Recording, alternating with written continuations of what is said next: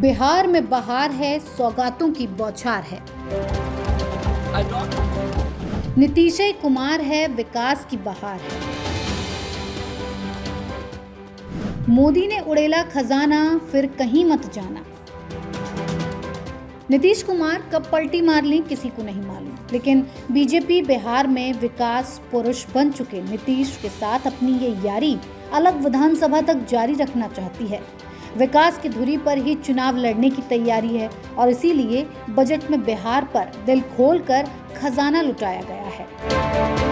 पिछली बार भी बजट में बिहार के ऊपर विशेष ध्यान प्रधानमंत्री जी का रहा। बिहार हमेशा से हम लोग की पार्टी, हम लोग विशेष राज्य का दर्जा मांगते रहे। बिहार को हमेशा से मोदी सरकार ने ठगने का काम किया है, डबल इंजन की सरकार ने ठगने का काम किया। विशेष पैकेज की बात तो कहीं नहीं, विशेष राज्य का दर्जा पता नहीं अब मिलेगा कि नहीं मिलेगा। इन्होंने तो पहले ही मना कर दिया, लेकिन चुनाव में तो बहुत ऊंची ऊंची बातें की जाती हैं, बड़ी बड़ी बातें की जाती है, जुमलेबाजी होती है। मोदी के बजट में नीतीश को क्या मिला?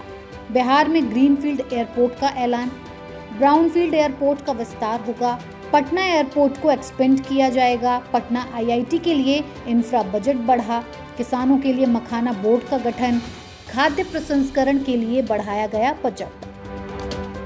नीतीश और मोदी के बीच क्या कुछ चल रहा है ये तो वही जाने, लेकिन फिलहाल बीजेपी और जेडीयू एक दूसरे का दामन थामने में ही भलाई समझ रहे हैं। अब बजट का दिन और निर्मला सीतारमण की ये साड़ी देखिए। इस साड़ी में मिथिलांचल के रंग झांक रहे हैं।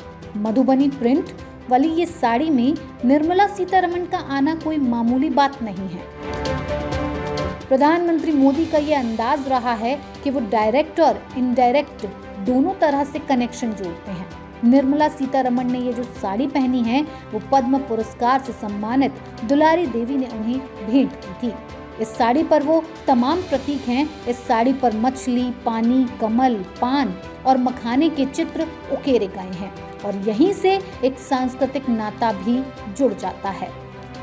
संस्कृति से आर्थिक रिश्तों को जोड़ने वाले बजट में बिहार के लिए और क्या खास, ये आइए जान लेते हैं। मखाना के उत्पादन और प्रसंस्करण में निवेश। बिहार में मखाना का उत्पादन देश भर में सबसे ज्यादा होता है और केंद्र सरकार ने मखाना के उत्पादन और प्रसंस्करण को बढ़ावा देने के लिए विशेष योजना बनाई है। इससे बिहार के किसानों को मखाना की बेहतर कीमत मिलेगी और मखाना उद्योग को ताकत भी मिलेगी।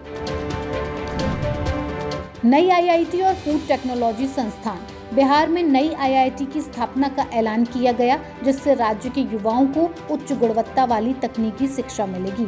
इसके साथ ही बिहार में फूड टेक्नोलॉजी संस्थान की भी स्थापना की जाएगी, जो कृषि आधारित उद्योगों को बढ़ावा देने और युवाओं को रोजगार के अवसर देने में सहायक होगा।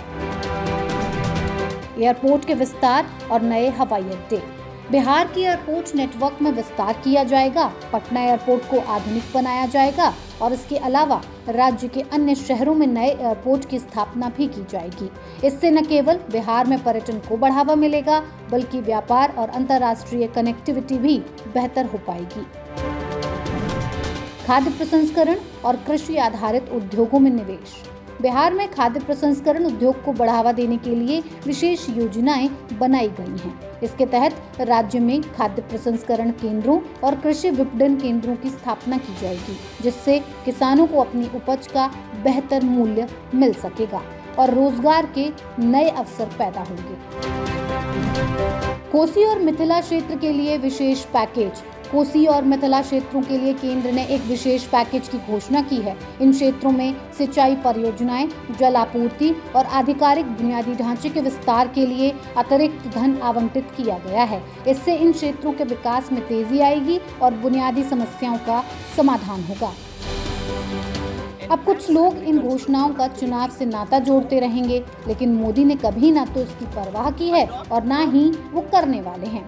बीजेपी का मिशन बिहार शुरू हो गया है।